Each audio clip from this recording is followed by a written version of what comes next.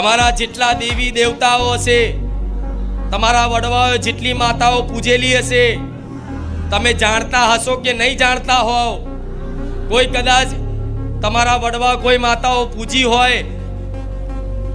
અને કદાચ તમને ખબર ના હોય, તમને કીધું ના હોય, અને કોઈ કારણોસર બધા કહે છે ને કે વડવાઓએ પૂજેલી હોય, કોઈ મેલડી, કોઈ સધી, કોઈ મહાણી, કોઈ ઝોપડી, કહે છે ને આવી ખતરનાક માતાઓ ગણાય છે આ બધી, કે આવી માતાઓ જ મતલબ કે વડવાઓએ પૂજી હોય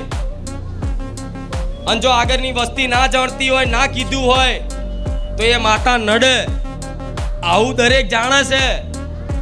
તો હું માતા એવું કહીશ કે રામનું નામ લેજો, એ બધી માતાઓ રાજી રહેશે, કોઈ દા નડવા નહીં આવે.